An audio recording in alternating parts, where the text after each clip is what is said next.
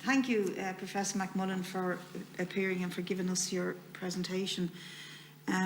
You have concerns about the way in which the excessive and unprecedented of data centres are placing on the grid. Would you see this as evolving into an argument for the need for us to have LNG terminals and to import LNGs, that one it begets the other? And the other question I'd like to ask you about is the guiding principle that we should now inform our energy policy is to reduce energy demand. And I would like to ask you, therefore, what your views on the Climate Emergency Measure Bill are, where it says to place a clear restriction on all planning authorities in relation to the building of new or expansion of existing fossil fuel infrastructure and data centres during the period of the climate emergency. Those are my two questions to you. Thank you, Deputy Smith. Professor McMullen.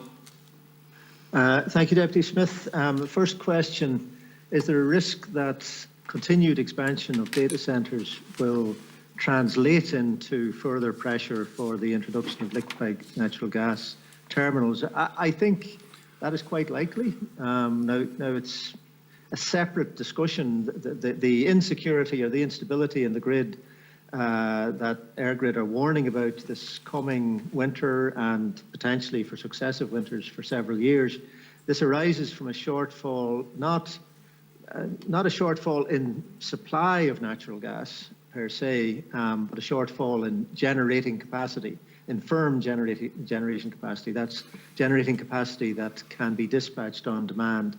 And so the issue we face on the grid just at the moment is a potential shortfall in firm generation capacity, which if it was combined with poor weather conditions for wind and solar in the middle of winter where normal demand is high anyway, if we got that combination of circumstances, then there would be a risk that there would be an electricity generation shortfall, not because of a shortage of natural gas, but simply because we haven't got enough generation capacity, firm generation capacity, and that could lead to planned or forced electricity blackouts, which would be a bad thing, and nobody would want that to happen. So obviously, the greater the peak demand is in the coming few years, few winter seasons, the greater the risk that that sort of combination of circumstances could come about. Adding natural gas terminals doesn't change that per se. As I say, we have adequate pipeline connections to the UK and no immediate risk to supply through the UK to ensure that if we had the generation capacity, we could meet electricity demand.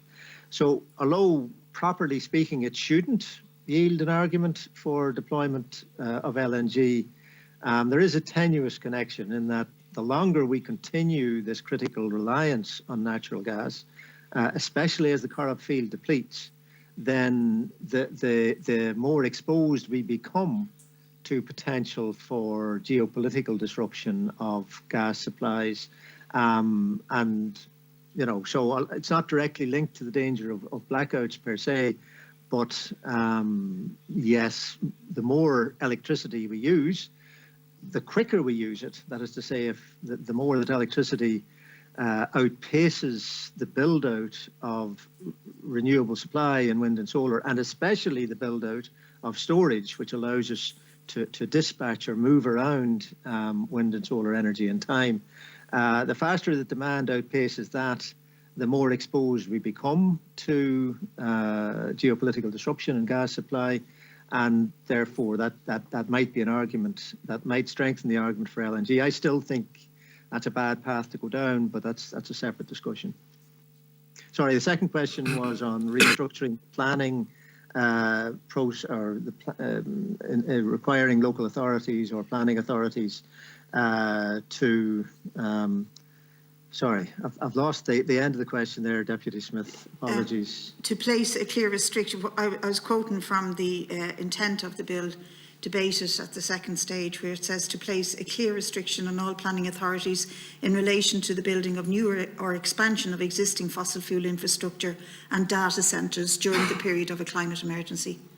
Yeah, I think, it may be a little bit, combining all fossil fuel infrastructure with data centres may be slightly blunt. There may be arguments, as I say, temporary arguments for deploying more gas-fired generation capacity, as I say, on a very temporary basis. But the data center, actually large energy users, infrastructure to support expansion in total energy use, not migration of energy use from heating and transport into electricity, that's a different question, but expansion of total energy use. I think having our carbon budget programme and having a climate action plan that reflects that carbon budget programme, and the earliest that we'll see that is next year, then I think it would not be prudent to continue expanding our electricity demand with further large users such as data centres.